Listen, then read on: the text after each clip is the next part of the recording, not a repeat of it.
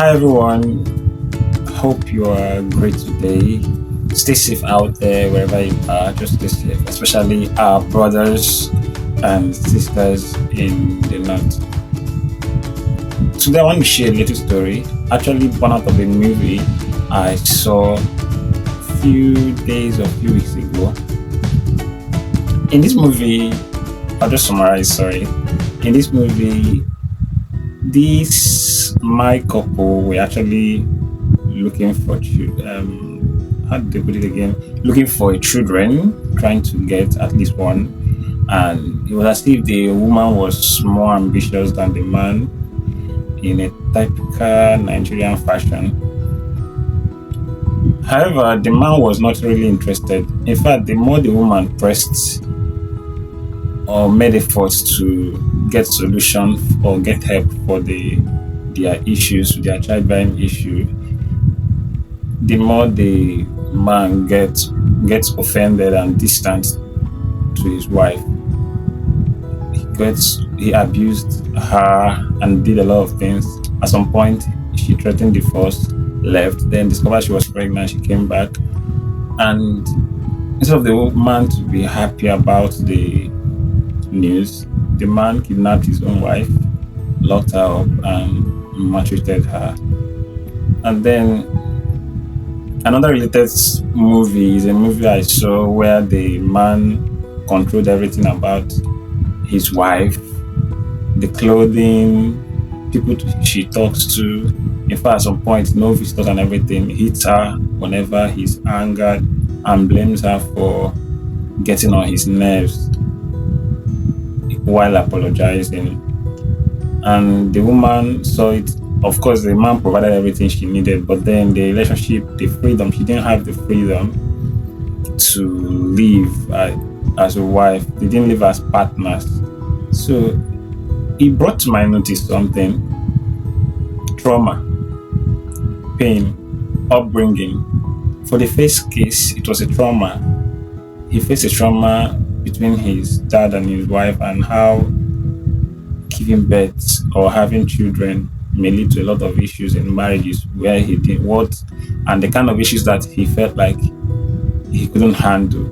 Then the next one is upbringing. The man grew up from a family where basically control was seen as leadership. You have to control your wife for her to be loyal. You don't give her space to do anything she wants to do unless you permit it and everything. And aside trauma and upbringing, the next thing is healing.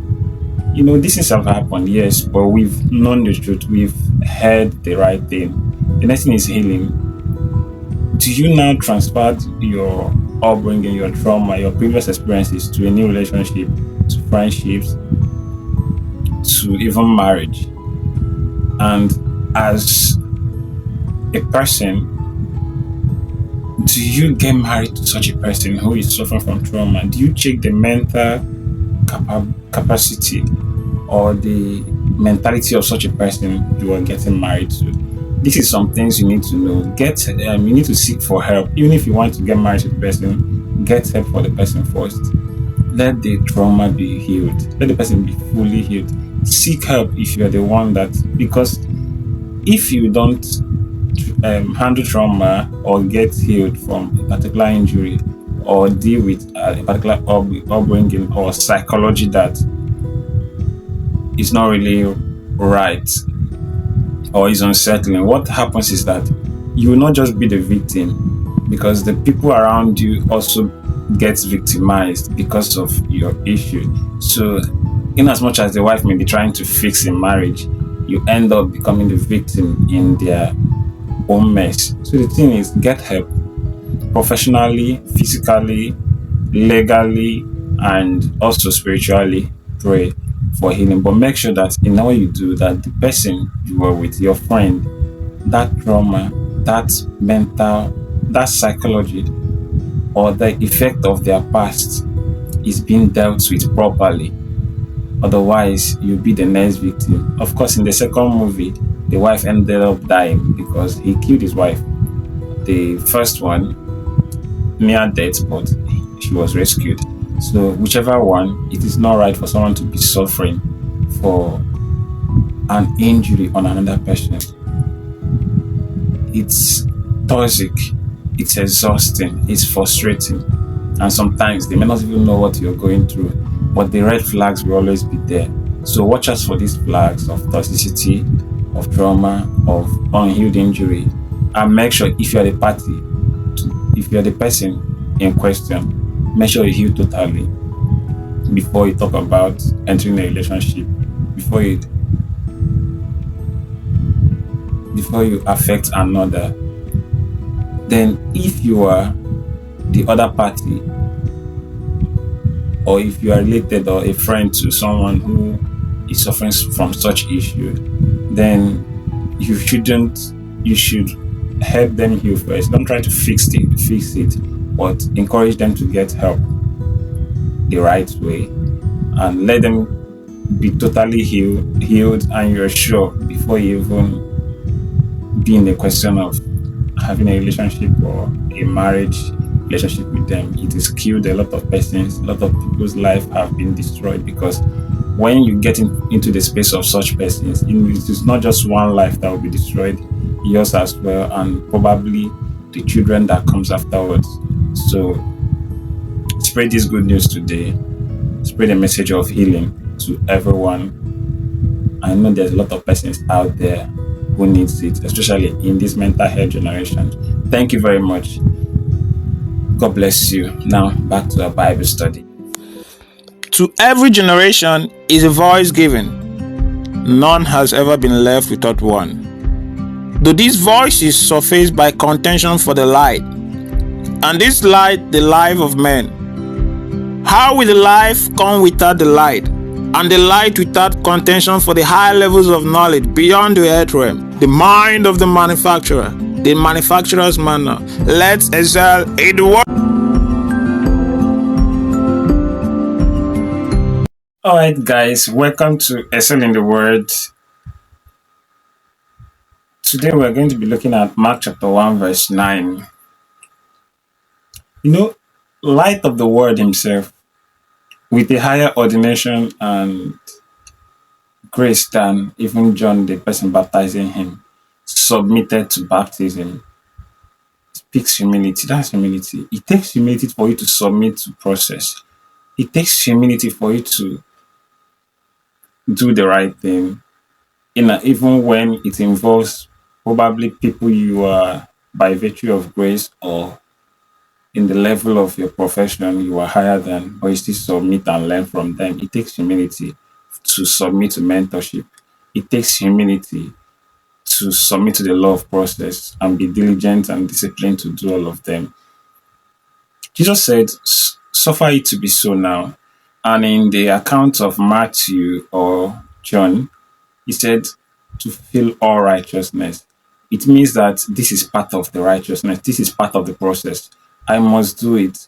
In as much as by election of grace or by virtue of where I'm coming from or by my nature, I may not have I may still be seen, I will still be seen perfect and excellent without baptism.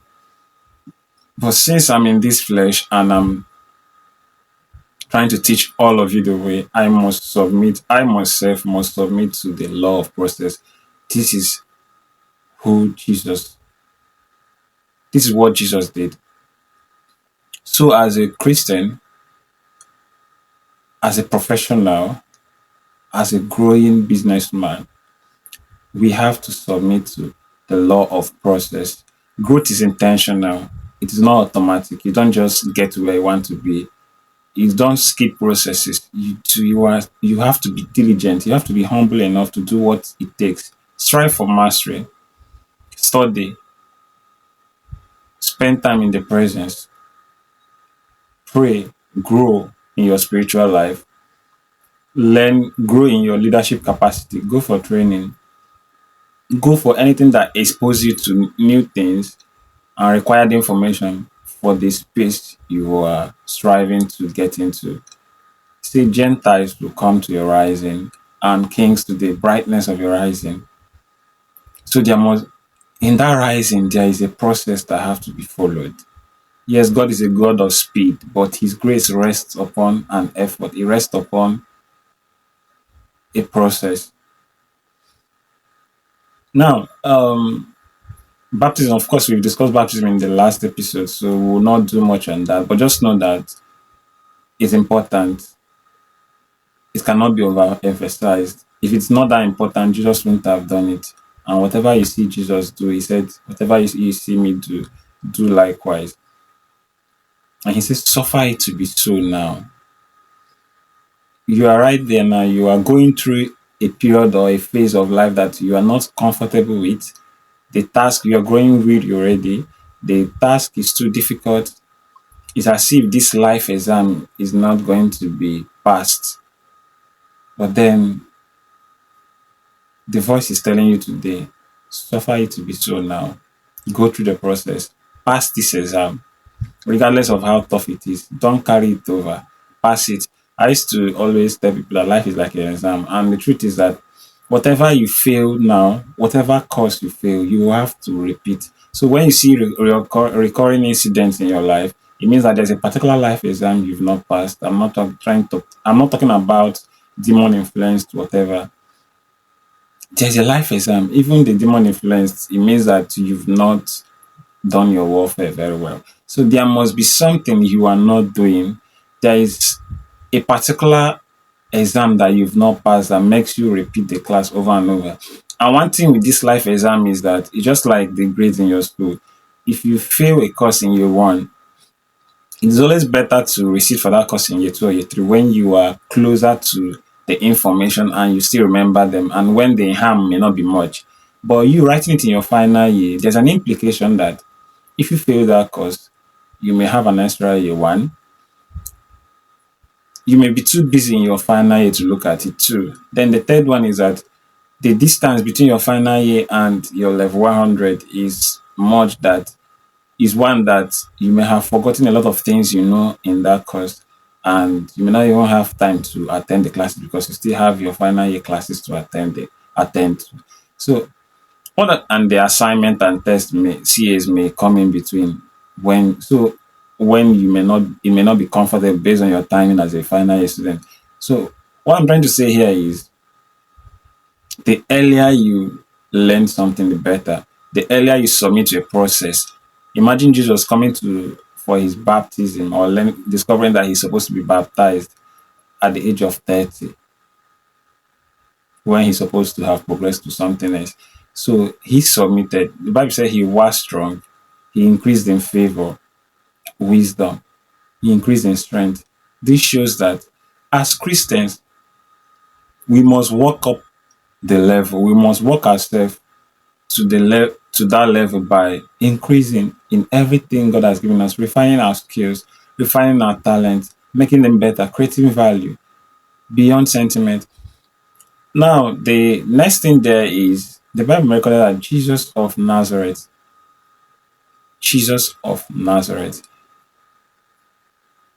Imagine, you remember what the Bible said about Nazareth? Can anything good come from Nazareth? Jesus the Nazarene.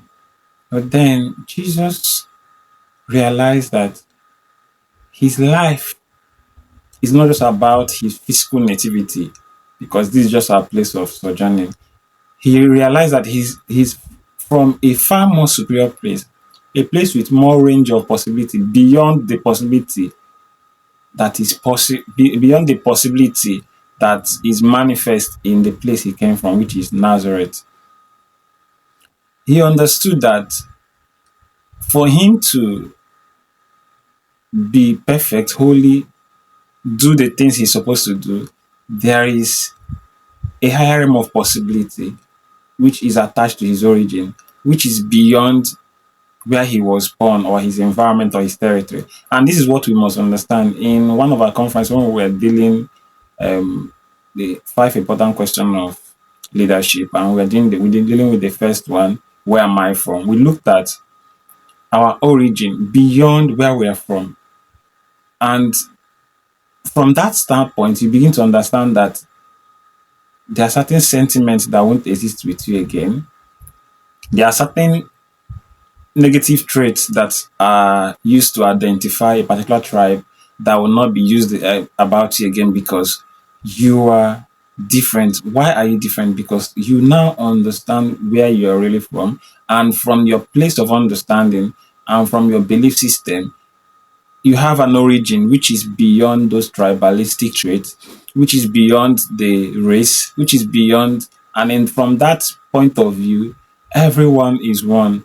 Everyone is made to please God. Every creature is made to please God. Everyone is a leader. Everyone is the same from that point of view because we have one source, one Father, which is our God, our Father in heaven, and we are made in His image. Now, from that point of view, your possibilities begin to increase because from Nazareth, the range of possibility available for Jesus um, was limited because nothing good can come from Nazareth. But from the point of view of where he's from, as the Son of God as his Father, of God as our Father, we understand that we are not limited. With God, nothing shall be impossible. Our range of possibilities increases. Why? Because of our origin, because we are made in His image. Now, the things we see are temporary and things unseen are permanent.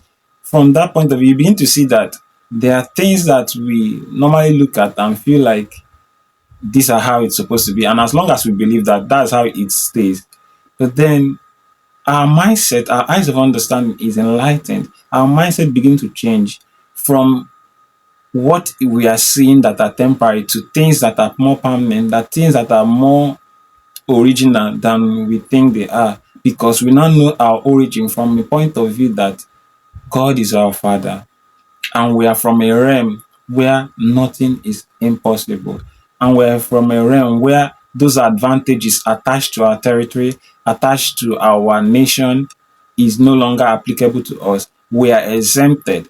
We are no longer in that realm where we operate with same limitations with what is happening around us because we understand who our Father is. We know our Father. So if you don't know your Father, you'll be gravely cheated. You will be greatly cheated. If you don't know your Father, if you don't know your source, you'll be grossly cheated. I think that's the right word. This is your point to ponder today. Any child that does not know his Father, a child that does not know his source, will be grossly cheated in life. Life is unfair. Is this, is that?